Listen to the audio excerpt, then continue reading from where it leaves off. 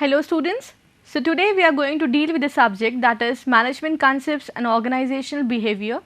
I, Dr. Priya Raj Butolia, Assistant Professor, Bora Institute of Management Sciences. Today the topic which we are going to deal is the meaning and types of motivation. So that is the first part of motivation.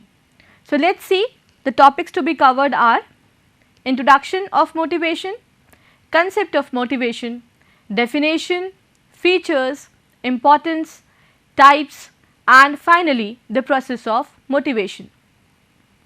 Push yourself because no one else is going to do it for you.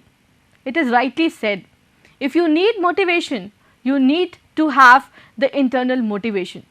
Nobody is going to help you out. So inner motivation plays a very important role in personality development. What is motivation all about?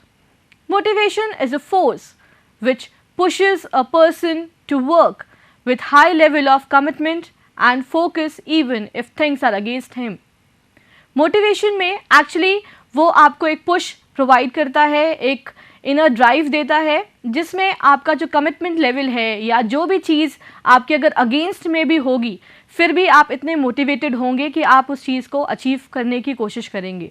So motivation is basically acting as a force. The word motivation comes from a Latin word mover, which means to move. Motivation or motive refers to the needs, wants, drives, impulses within an individual. So here motivation is about stimulating people. One needs to support and at some or the other time you need to give a push to an individual. It can be in the terms of monetary as well as non-monetary benefits.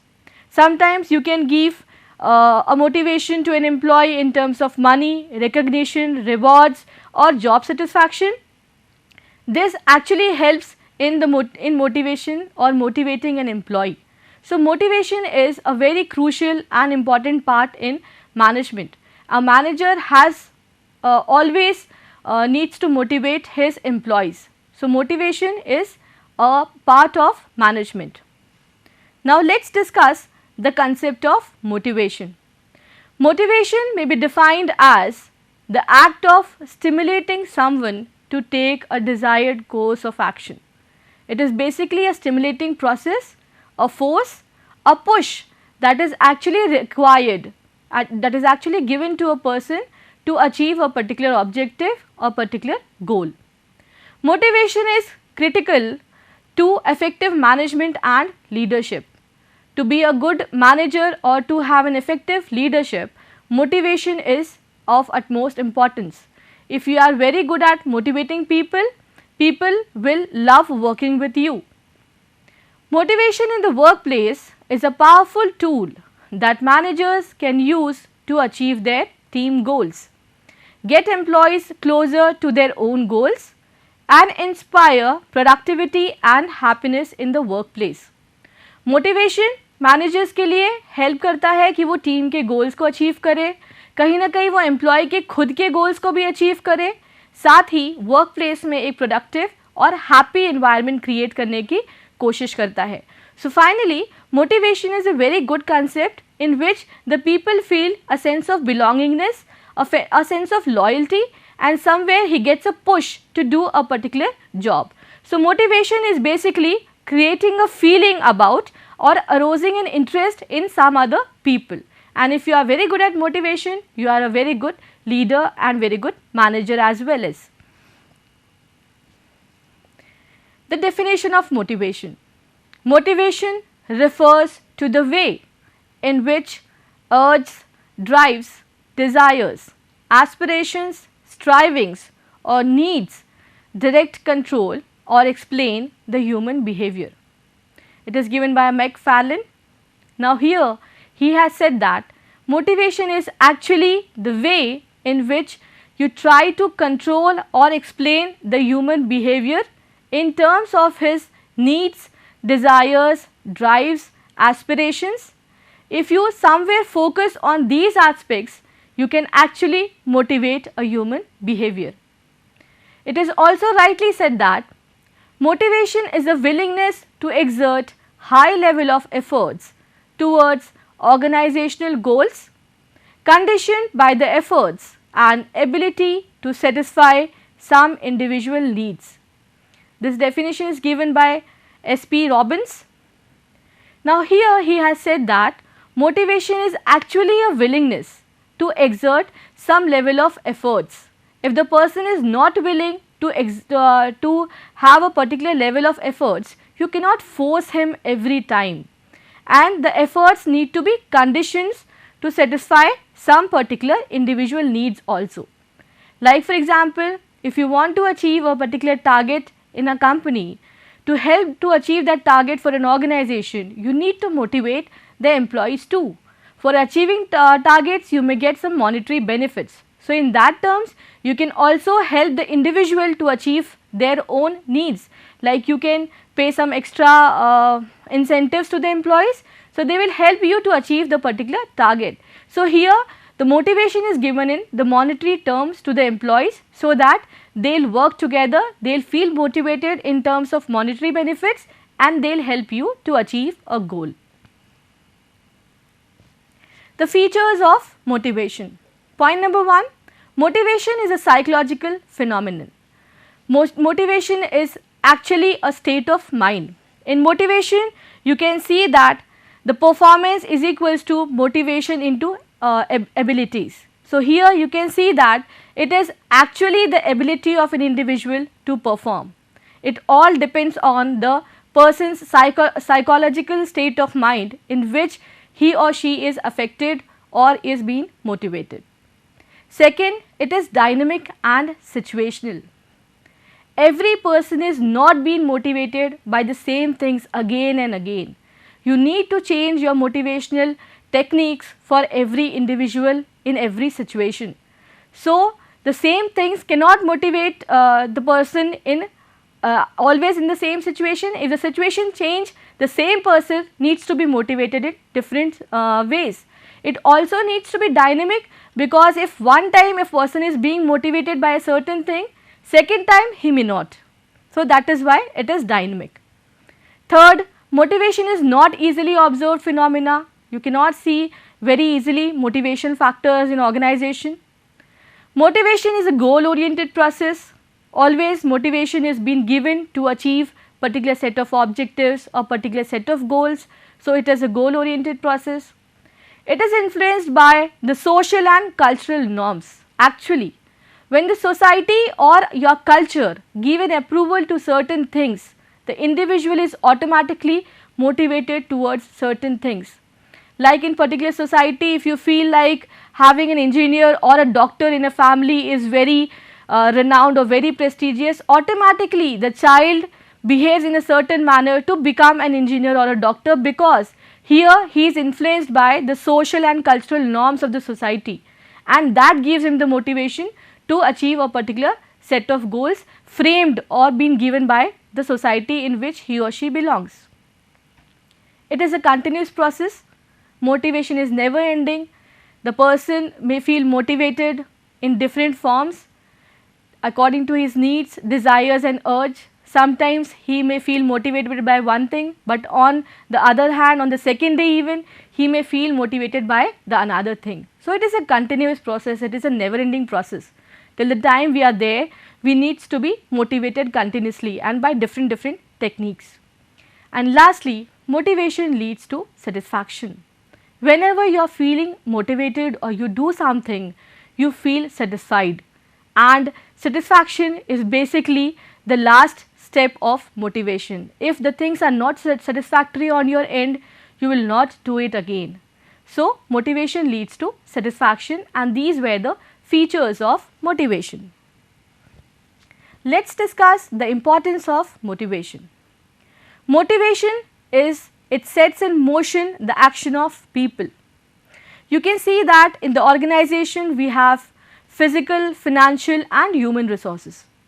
The physical and financial resources cannot be used unless and until you use the human resources very effectively. So human resources actually plays a very crucial role in an organization. So here the motivation factor leads to the people in action he actually gives a push to the human resources which helps the financial and physical resources to come in combination, and it will help you in the achievement of goals. So, somewhere motivation helps the people to be in action. It also improves the efficiency of work performance. Whenever you are being motivated, your sense of loyalty, your sense of dedication increases. You do not have conflicts, and generally the efficiency of people is improved. Here the motivation can be financial or non-financial, and which finally helps to achieve the individual needs, which results in increase in efficiency. Next is ensures achievement of organizational goals. Managers always motivate employees to achieve the particular target or the objective, and in that sense finally the organizational goals are being achieved. So, motivation ensures achievement of organizational goals. It also creates friendly and supportive relationship. Whenever a person is being motivated, he is being helped, he is being cared, he is being supported, his problems are being taken into consideration, there are less conflicts, less distrust among colleagues and among employees. So, people feel very friendly and supportive in the working environment. It leads to stability in workforce. Whenever a person is being motivated or he is being pushed, he is giving a positive push, he is giving a particular motivational force, he feels that a sense of belongingness. This results in the less turnover, less conflicts, and the misunderstandings are even being cleared when there is a conversation, when there is a healthy conversation between a manager and his employees, and this actually leads to the stability of workforce. Here the employees have a less belief that they should leave the organization because they feel very happy working with that manager. And lastly, acceptance of organizational change. Change is a law of nature. In every organization, in every now and then phase you can see changes, but a good manager is the one who always motivates his employees. Whenever the change is being introduced, it should be in a positive note. You should properly have a participative communication, a properly involvement of an employee, and finally the motivation which helps them to accept the organizational change. So, motivation plays a very crucial role in all the factors which we have discussed in the importance of motivation. So, a manager needs to be a good motivator in terms of he needs to put the people in action, he needs to improve the efficiency, achieve the goal, create a friendly environment, reduce turnover or introduce a change. Let us see the types of motivation. There are 5 types of motivation. First is the positive versus negative. Second, rational versus emotional. Third, primary versus secondary. Fourth, financial versus non-financial. And last is intrinsic versus extrinsic. Let us discuss them in detail. The first one is the positive versus negative motivation. Positive motivation seeks to create an optimistic environment in the organization. Example, the rewards or recognition. Actually, positive motivation can be given in terms of financial or non-financial benefits, which creates a positive environment in the organization, and here it can be in the form of monetary benefits even. On the other hand, negative motivation is about installing fear in the minds of people. Here, with the help of negative motivation, sometimes you can get the work done. Example, the punishment. Actually, the negative motivation is not good in the work environment, but still some managers use such kind of punishments or inculcating the fear or creates frustration among employees, which actually hinder their efficiency, but still it is a form of or type of motivation, that is a negative motivation. So, we have seen positive, that is rewards and recognition, negative, it can be punishment. Next is the rational versus emotional motivation. Now, rational motivation is associated with weighing pros and cons, that is advantages and disadvantages of all the alternatives, and then choosing the best one. Now here in rational motivation, the things are logically defined, logically thought. Here the person needs to find the advantages and disadvantages of a particular thing, and then he is being motivated. Like in selecting a particular product, we see the size, weight and price of a particular product. So this is actually a rational motivation, a logical motivation in which you can see the pros and cons, and then you are being motivated. On the other hand, emotional, this is just opposite of rational. Here it involves the selection on the basis of emotional involvement. Here it can include pride, esteem, status, love, anything. So rational and emotional are just opposite of each other. Rational are based on logical thinking, emotional are based on emotions, emotional involvement. If the person is emotional in terms of any birthdays or any functions, in terms of gifting somebody, he or she may behave in emotional motivation factor. Like if it is a birthday of your mother, you may feel emotionally motivated. At that time you won't think about what to buy and what not, but here you need to buy the best. So that can be your emotional motivation. The third is the primary versus secondary motivation. Now primary motivation is basically unlearned, psychological, that includes physiological, that includes hunger, thirst, sleep or avoidance of pain. This motivation is actually physically attached and somewhere natural.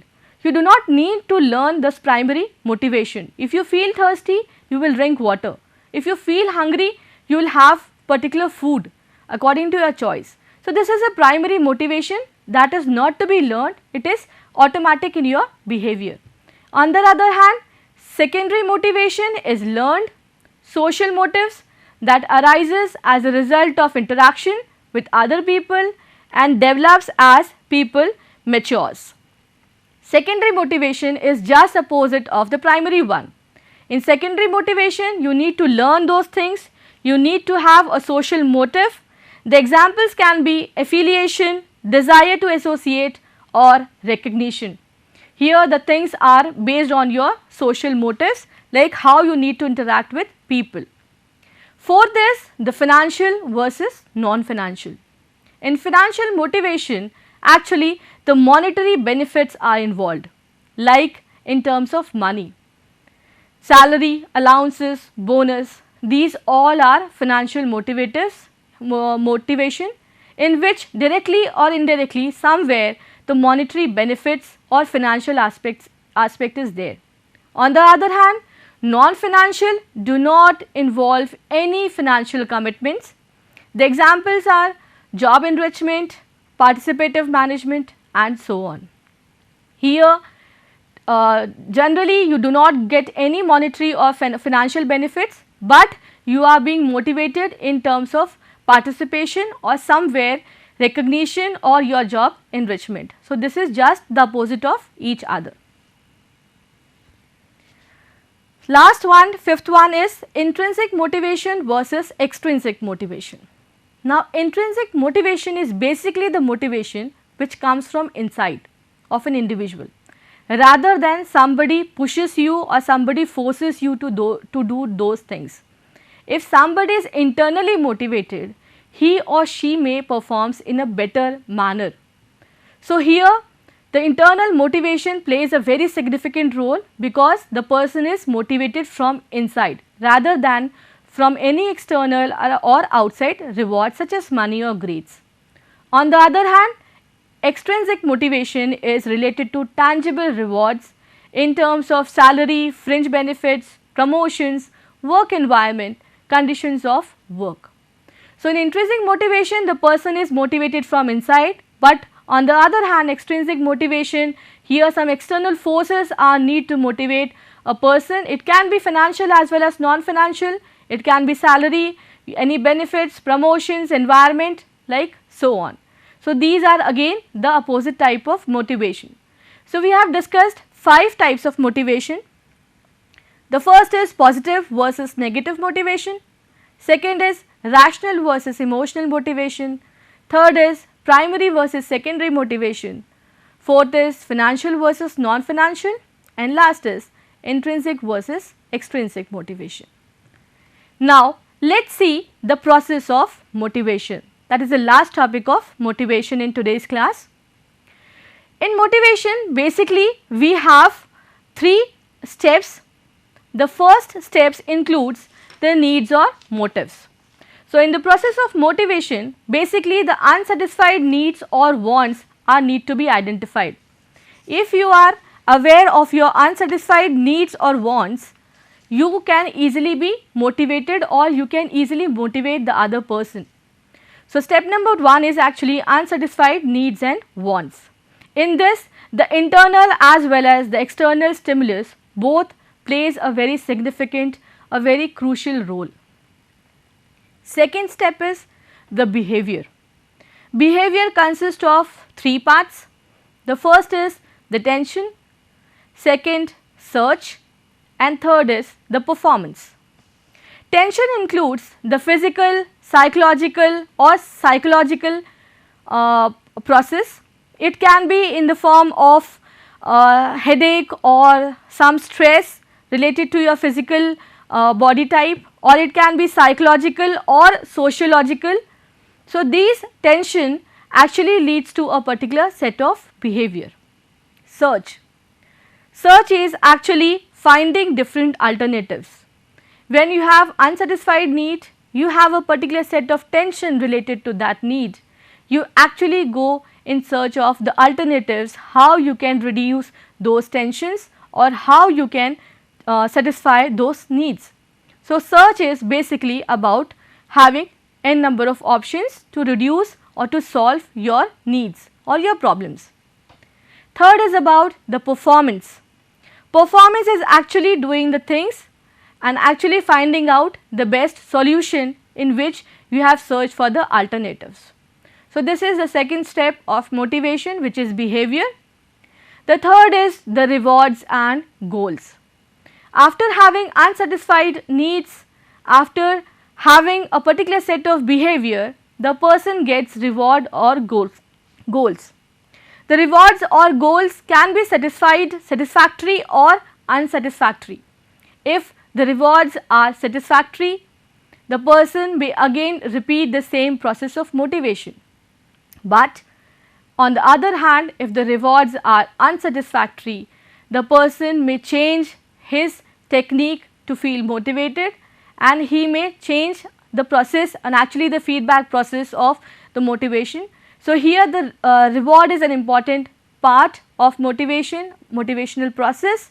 If it is satisfactory, it is again to be repeated, and if it is unsatisfactory, it needs to be denied. And the last is about the feedback. Here information from revision or modification or improvement is done. Like I have already discussed, if the reward is unsatisfactory, here in feedback the person knows that he has not done the right things, and here actually the process is being changed. So, students, today we have seen about what motivation is all about. We have also seen the features of motivation. We have discussed the importance, the types of motivation, and finally the process of motivation. So, these are the very important topics in motivation.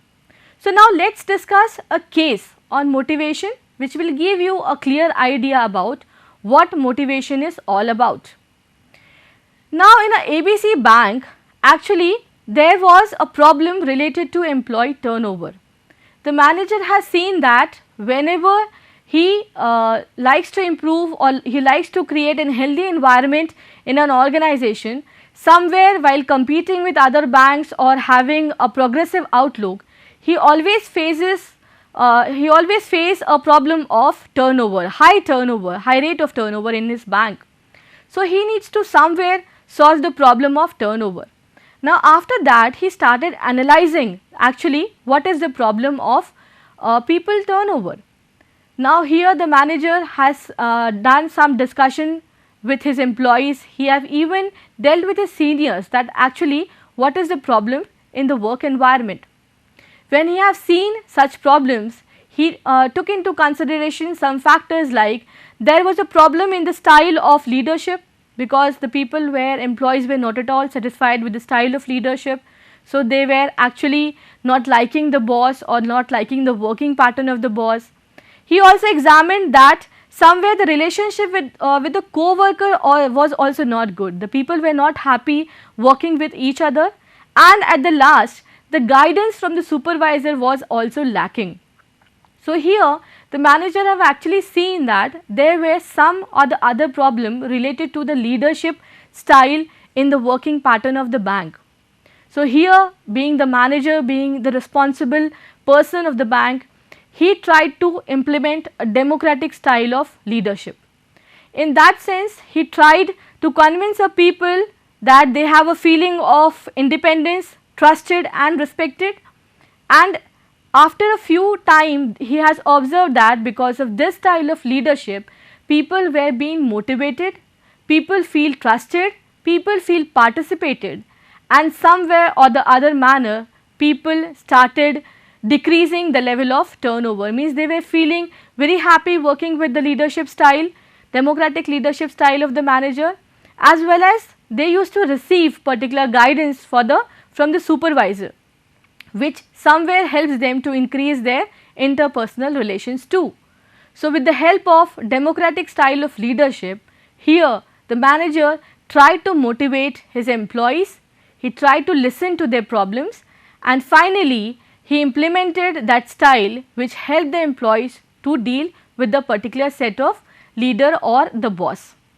So, with the help of this example, you can see that the manager, instead of blaming the boss or the supervisor of the employee, he tried to find the solution of the problem which the people were facing. He tried to talk to them, and finally he found a solution related to that, and he tried to motivate his employees not to leave the organization. Instead, we can have some modifications in the organization which you may make you happy, which may feel you good in the organization. So, today students, we have seen about motivation and the objectives, the features, importance, the types and process of motivation. I think this will give a lot of importance, a lot of new learnings in your life, and in your daily life even you can motivate yourself as well as the people around you. So, they will feel connected with you, they will feel positive with you, and you will have a happy learning process. So, thank you student, have a nice day.